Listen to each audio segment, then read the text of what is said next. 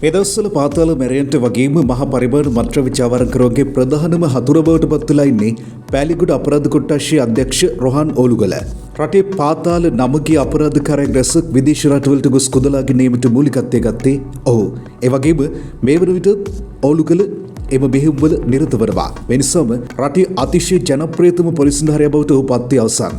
මේ නිසාම රොහාන් ඕලුගලගේ ජංගම දුරකථනයට හැම තිස්සෙම ඇමතුම් ගලාගෙන එනවා. තොරතුරු ගලාගෙන එනවා. මත්ද්‍රව්‍ය ජාවාරම් වලට පාතාල අපරාධකාරයන්ට තෙරෙහිව සිටින පුරවැසියන්ගෙන් මෙන්ම විවිධ අපරාධකාරයන්ගෙන් පවා ඕලුගලට තොරතුරු එන බව තමයි වාර්තා වෙන්නේ. එවැනි ඉතාම වැදගත් තොරතුරක් මීට දින කිහිපයකට කලින් රොහාන් ඕලුගලගේ ජංගම දුරකථනයට ලැබෙනවා. ඒ කතා කරලා තිබුණේ තිස්සමහරම් ප්‍රදේශයේ බහුදින යාත්‍රා දීවරයෙක්. මේ දීවරය කාලයක් තිස්සේ ඕලුගලගේ ඔත්තුකරුවෙක් විදිහටත් කටයුතු කරලා දෙනවා. සර්, දවස් ගානක මුහුදු රස්සාව කළා ඊයේ තමයි මං ගොඩබිමට ආවේ. මුහුද මැද්දේදී අපිට ලොකු ටෝල එකක් හම්බ වුණා. ඒක ලංකාවේ එකක් නෙවෙයි. හැබැයි අපේ පළාතෙන් ගිය පොඩි බෝට්ටුවකුත් එතන තිබුණා. මොකක් හරි සර් ලොකු බිස්නස් එකක් එතන සිද්ධ වෙනවා කියලා නම් මට තේරුණා. මම දන්න කොල්ලෙක් හිටියා ඒක බෝට්ටුවක. මට මේ ගැන ලොකු සැකයක් ආවා. ගොඩබිමට ඇවිල්ලා මං ටිකක් මේ ගැන විපරම් කරලත් බැලුවා. බඩු ලෝඩ් එකක් තව දවස් දෙක තුනකින් ගොඩට එන්න තියෙන බව තමයි මට දැනගන්න ලැබුණේ. සර් මේ ගැන ටිකක් හොයලා බලන්න. අපි කාලයක් තිස්සේ මුහුදු රස්සාව කරන මිනිස්සු ඔය දහදුරා වැඩ කරලා අපිට සල්ලි හම්බ කරලා වැඩක් නෑ සර්. අපි මේවට විරුද්ධයි. ඒකයි මම සර්ට මේ ගැන කියන්නේ. මගේ ජීවිතේ ගියත් කමක් නෑ කියලා. දේවරයන් ලබා දුන්නු ඒ තොරතුරු අතිශය වැදගත් එකක් වුණා. රොහාන් ඕලුගල එතෙන් සිට මේ කාර්යයට අත ගැහුවා. රොහාන් ඕලුගලගේ ඔත්තුකරුවන් රාශියක් මේ ස්ථානවල ජීවත් වුණා. ඔවුන්ගෙන් ඉතා වැදගත් තොරතුරු රැසක් අනාවරණය කරගන්න ඔහුට හැකි වුණා. අවසානයේ මේ සියලු තොරතුරු අරගෙන පොලිස්පතිවරයා හමු වෙන්න රොහාන් ඕලුගල කටයුතු කරනවා. සර් මේ බඩු ඩුබායි රම්මල්ලිගේ. මිනිහා තමයි ලංකාවට මත්ද්‍රව්‍ය වුණ මේන් ඩීලර්. මේ බෝට්ටුවේ අයිස් මත්ද්‍රව්‍ය ලොකු ප්‍රමාණයක් තියෙනවා. මේ බඩු රම්මල්ලිටයි අංගොඩ ප්‍රියංකරටයි අයිති. මේක බාන්න සෙට් කරලා තියෙන්නේ කිරින්ද මුහුදු වෙල්ලේ. ගොඩක් කලාවට 11 වෙනිදා රෑ හරි 12 වෙනිදා පාන්දර හරි බඩු ටික බානවා. අපි හොඳ ඔපරේෂන් එකක් දැම්මොත් බඩුත් එක්කම ඩ්‍රග්ස් ඩීලර්ස්ලව අල්ලගන්න පුළුවන්. ඒ වෙලාවේ පොලිස්පතිවරයා කියන්නේ මෙහෙම කතාවක්. මේ හැම දෙයක්ම බොහොම රහස්‍යගතව වෙන්න ඕනේ. මොකද මේ ඩ්‍රග්ස් ඩීලර්ස්ලගේ ඉන්ෆෝමර්ස්ලා හැමතැනම ඉන්නවා. පොලිසිය ඇතුළෙත් ඉන්නවා. ඒ නිසා වැඩේ කිසිම කෙනෙකුට නොදැනෙන විදිහට කරන්න ඕනේ. මේ මහ පරිමාණ වැටලීමට කිත්සිරි ජයලත් පසුගිය සමයේ දකුණු පළාතේ සිදු කළ මහ පරිමාණ මත්ද්‍රව්‍ය වැටලීම් රැසකට නායකත්වය දුන් ඔහුත් සහභාගී වෙනවා.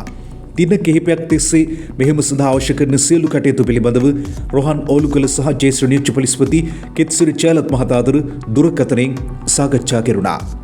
මේ ඔපරේෂන් එක යනකම් මේක අපි දෙන්න අතර විතරක් තියාගන්න ඕනේ. මොකද මේ පළාත්වල ඉන්න සමහර දූෂිත නිලධාරීන් ගැන කිසිම විශ්වාසයක් නැහැ. මේ වගේ වැදගත් තොරතුරක් ලැබිලත් අපිට මේ වැඩේ හරියට කරගන්න බැරි වුණොත් වැඩේ අප්සෙට්.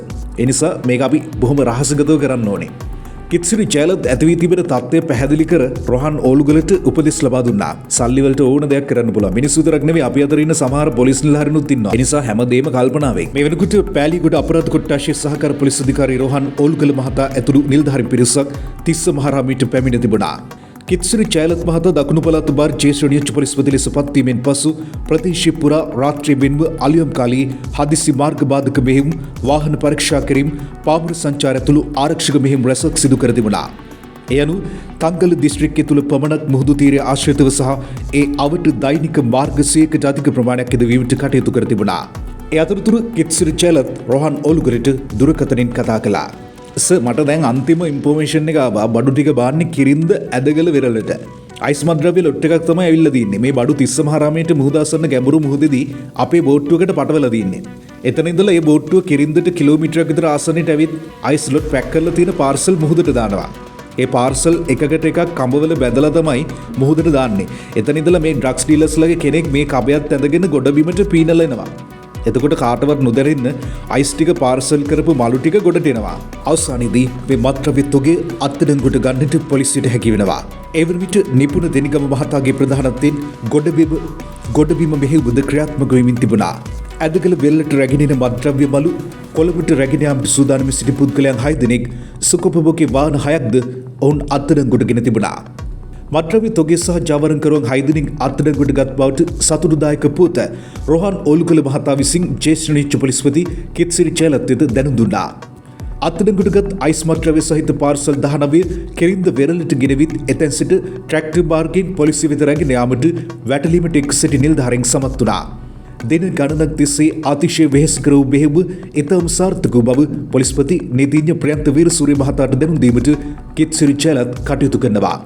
මේ මෙහෙයුමේ විශේෂත්වය වන්නේ අයිස් මත්ද්‍රව්‍ය තොගේ පමණක් නොව ඒවා රැගෙන යාමට කොළඹින් පැමිණි සිටි ජාවරංකරුවන් සියලු දෙනාද ඔවුන් පැමිණි වාහනද අත්අඩංගුවට පත්වීමයි. අධිවේගී මාර්ග පාවිච්චි නොකර මේ මත්ද්‍රව්‍ය සාමාන්‍ය ගාලු පාරස්සේ රැගෙන යාමට ජාවරංකරුවන් සැලසුම් කර තිබෙනවා.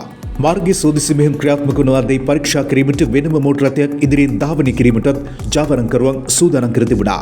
ඒත් මත්ද්‍රව්‍ය ජාවරංකරුවන්ගේ සියලු සැලසුම් අවසානයේ ව්‍යර්ථ වුණා. මෙරට මත්ද්‍රව්‍ය විචාලයේ අංක 1 ජාවරංකරුවන් අතර පෙරමුණ ඉන්නේ නදුන් චින්තකේවත් හරක්කටා.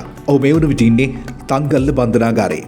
හරක්කටාගේ මත්ද්‍රව්‍ය විචාලයේ මෙහෙයුම් විදිගමරුවන් ඉන්නේත් බන්ධනාගාරයේ. විදිගම චූටි නැමැති ජාවරංකරු ඕමාන පොලිස් අත්අඩංගුවේ.